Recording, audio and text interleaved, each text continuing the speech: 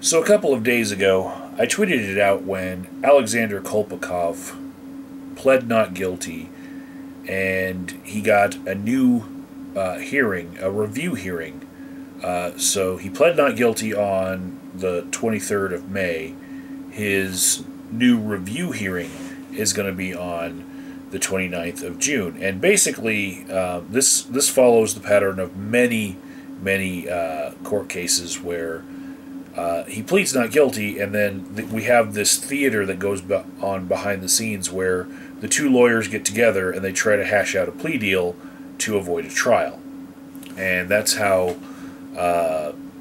prosecutors keep their numbers up as far as winning everything, because they just threaten to hit you with harder charges. That's why there was a report that came out that said, "Oh, the prosecutor's thinking about first-degree murder," which was basically an attempt to get him to plea guilty this first time around. So the judge is going to give it another chance to work out behind the scenes between the lawyers. It happens like 95% of the time that this second hearing would end up in still a plea deal.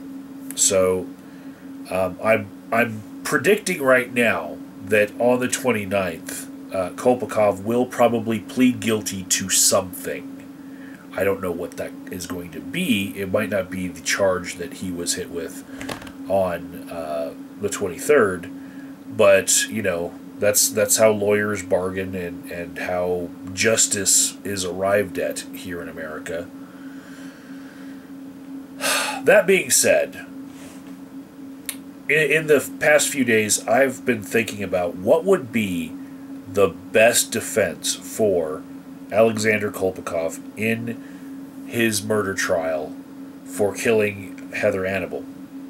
And here's what I've come up with. Now, I know that recently people have been like, don't make jokes about the dead. It's too soon, and have some respect. And don't twist this into something to use it for your agenda for anti-feminism or whatever. This has nothing to do with either of those things, but I'm pretty sure somebody's going to jump up and say, hey, quit giving the defense ideas, this is a monster. To you, just like a lot of those people who are making jokes, I'm just going to say I'm a free speech absolutist. I like to think, I like to have conversations with those people who watch me, and I don't care if the defense were to get an idea from me. I'm pretty sure they've already had every idea. But here's what I think a defense would do if they were trying to put up the best defense possible for the Skeptic Feminist, Russian Deadpool, Alexander Kolpakov. So we know the events of that night were that Kolpakov and Heather Annable were taking mushrooms, right? That's what we've heard from Harley, the third person in their love triangle open relationship, right? And we've heard that after taking these mushrooms that Kolpakov got very angry, and that there was a Skype conversation where after Heather Annable had tried to calm down Alexander Kolpakov, he was on Skype talking to Harley, and she was trying to calm him down.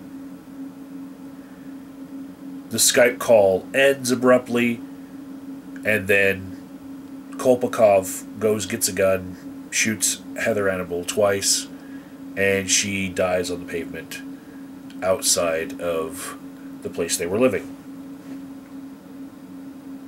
So a lot of these things you can't argue against.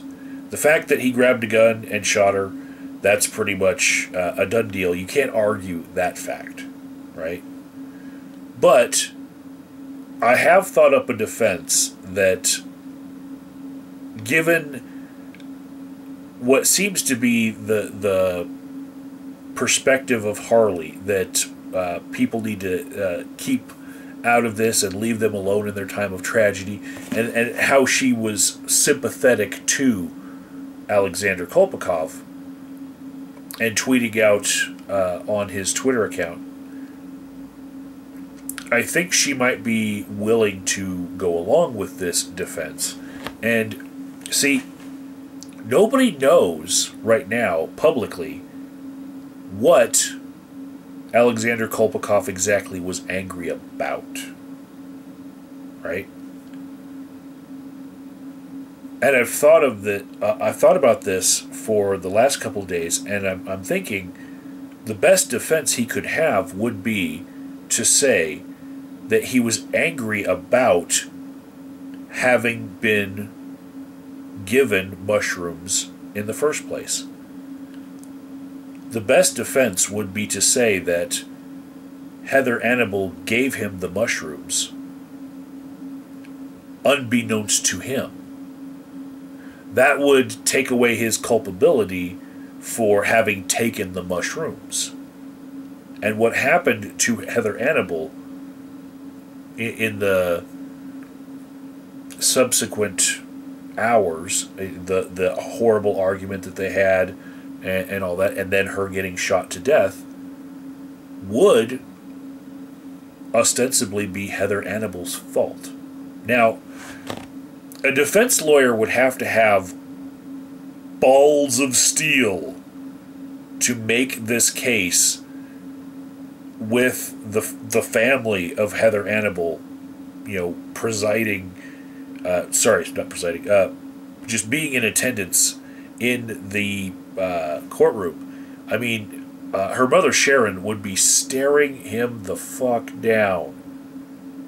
And I'm pretty sure that person, that defense attorney, would never be able to work as a prosecutor if he were to bring this defense. But the defense could be pulled off if there was collusion between Alexander Kolpakov and Harley. Because Harley was on that Skype call with him. And Harley apparently still loves him. Right? Just like Harley of the DC Comics, huh? So if she were to say that, yes, he was angry because he had been given mushrooms,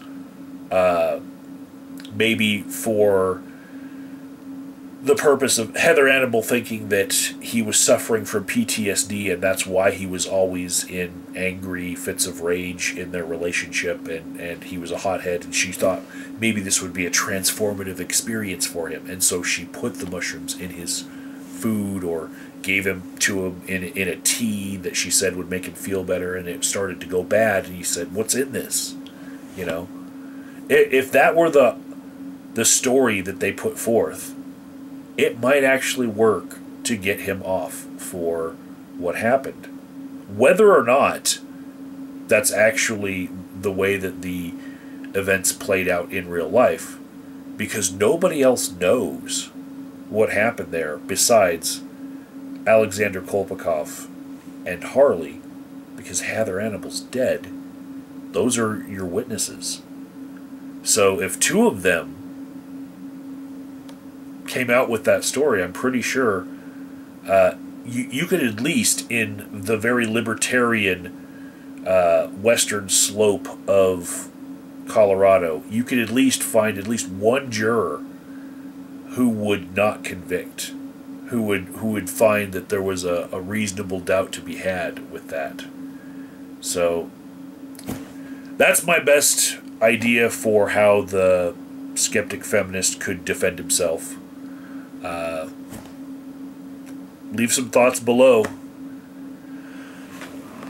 And I'll leave the tweet that shows when his next court date is, and I'll try to keep up with that and keep everyone abreast of what happens after June 29th.